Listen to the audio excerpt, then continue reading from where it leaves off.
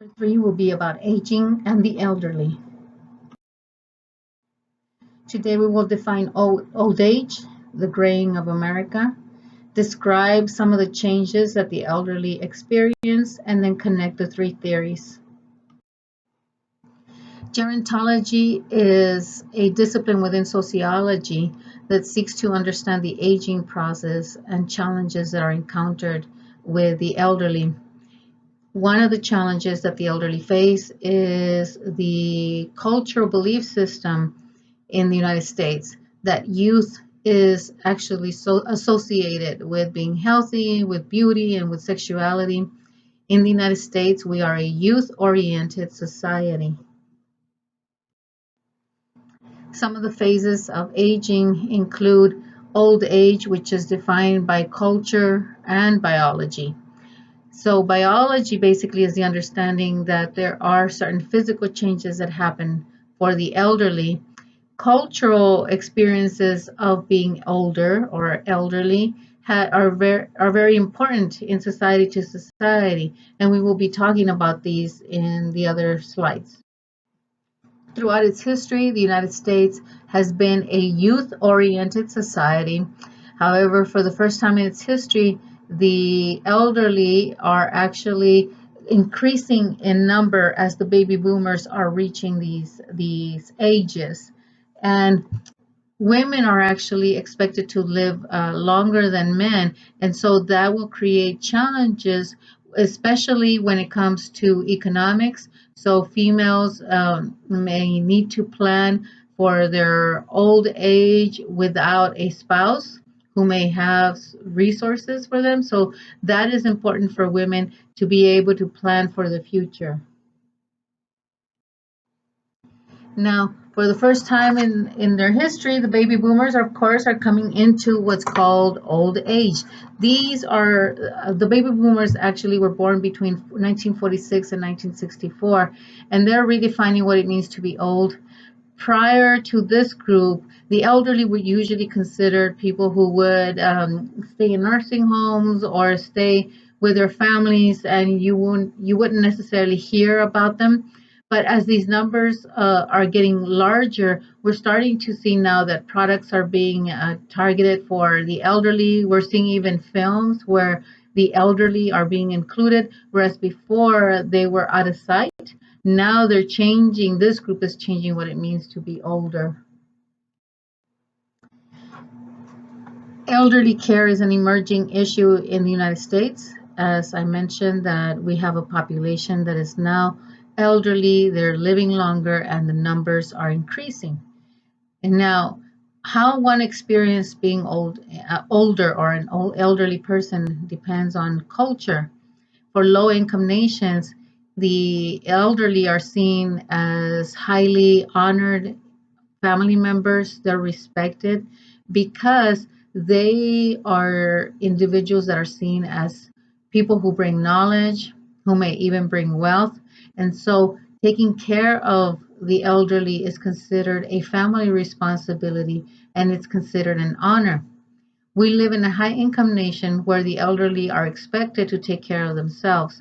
And so the elderly experience a different challenge in that family members see the elderly as a burden. They could see them as obsolete, and they are seen as people that one takes care of voluntarily, as opposed to it being an honored family member. It may be seen as something of a nuisance. And so those are some of the challenges that the elderly experience in high income nations. And so when we talk about the life course, old age is when people can enjoy life without having to worry about work or even taking care of young children. So elderly also experience challenges regarding trying to not show their age, and so they might go to extremes to avoid looking elderly. From the less extreme are using face cream to actually undergoing surgeries. And so biological changes that occur may be things like molecular changes, individuals who may not be as strong or as fast. However, although these signs tend to appear after age 50, some may occur earlier and some may occur a lot later, depending on the life that one has led.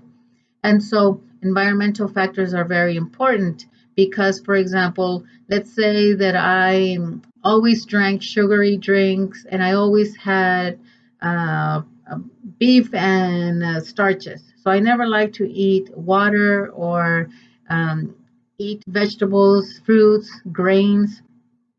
Those types of environmental factors can impact the life expectancy. Now, there are some, so those are actual choices. There are other environmental factors that don't include life choices. There are some things that we may not be able to control. So, if I live in an environment where there's a lot of pollution, I may not have the choice to live somewhere else. And so I may be experiencing health issues because of the environment that I live in. I may not realize that certain foods that I ate had pesticides, and so that will affect me. And so changes have to do with the environment, it has to do with biology, it also has to do with cultural belief systems of how people experience old age. And then gender, healthcare tends to trivialize women's health concerns because although women are entering the medical field in larger numbers, we still have men who tend to be the majority of primary or specialized caregiving. And so women are socialized to take care of themselves. And when they seek to be advocates for their own health, then some medical professions may see it as psychosomatic issues, like as if they're not really sick, but it's all in their mind.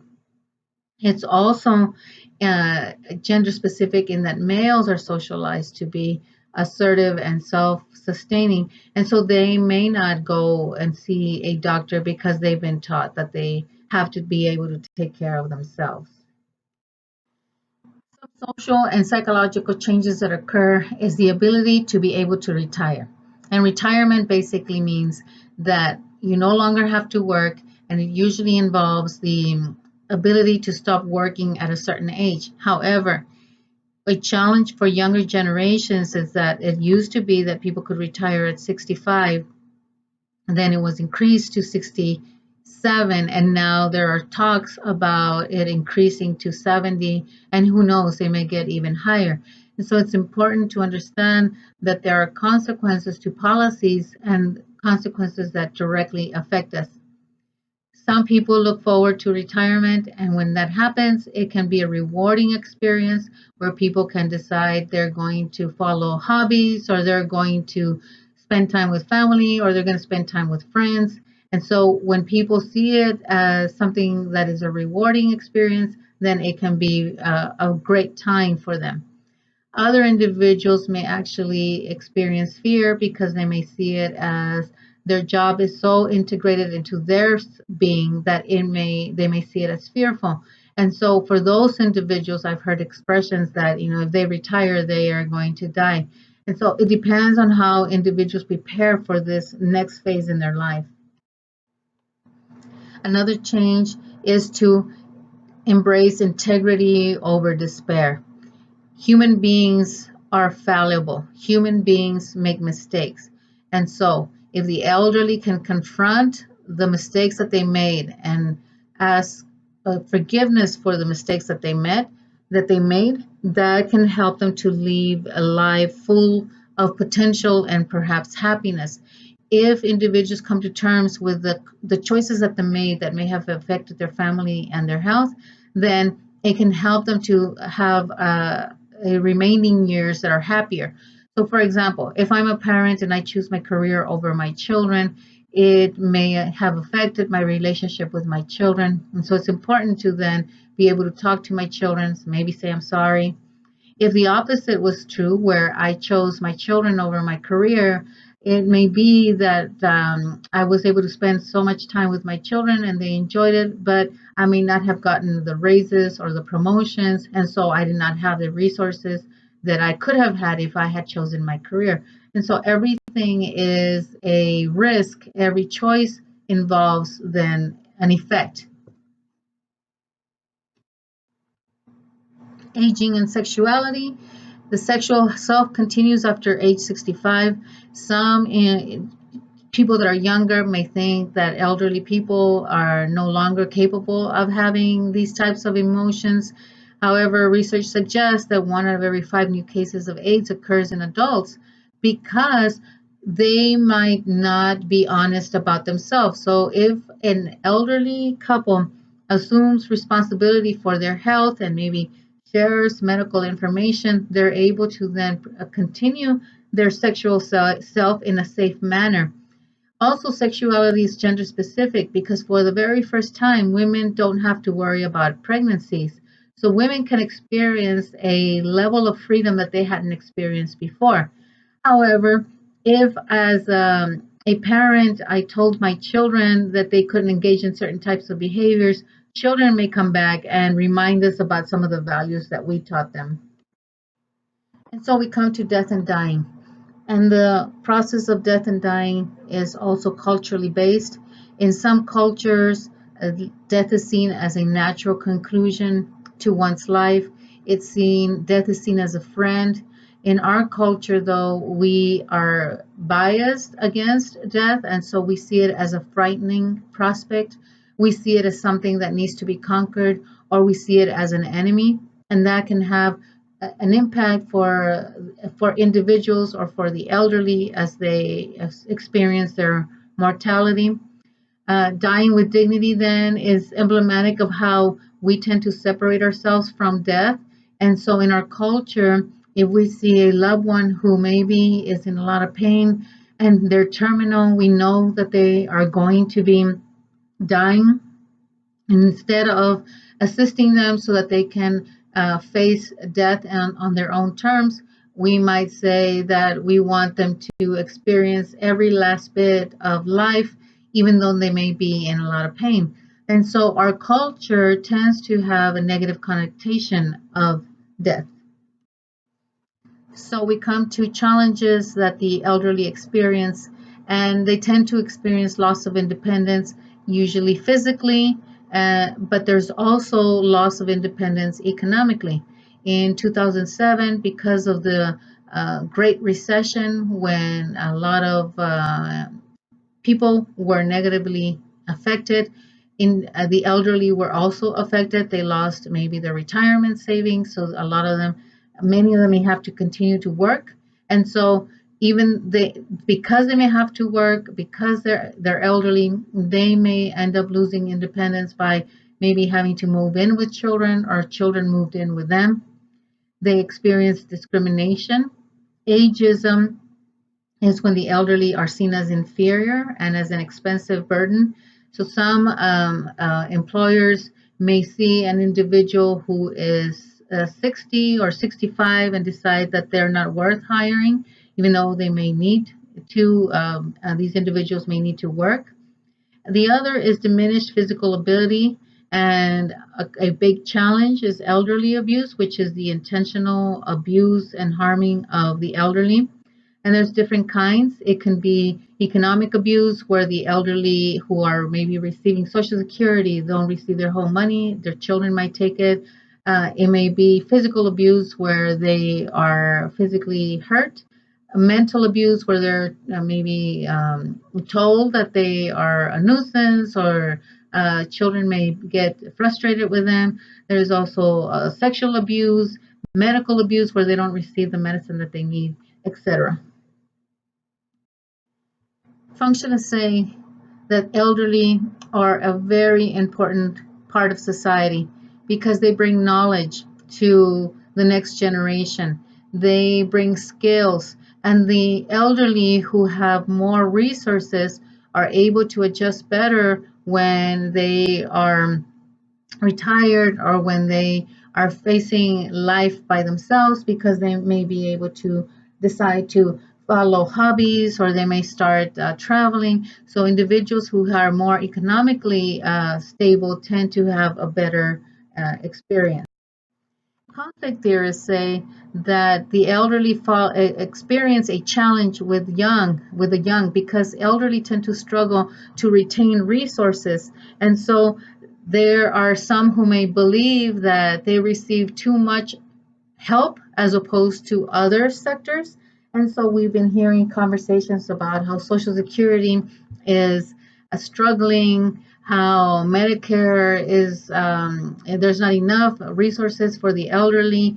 And whereas before the elderly would be taken care of 100% by Medicare, now they're actually only being taken care of by 80%. And the elderly have to bring out of pocket 20%, and some people may not have the resources to be able to, for example, pay for expensive medicine.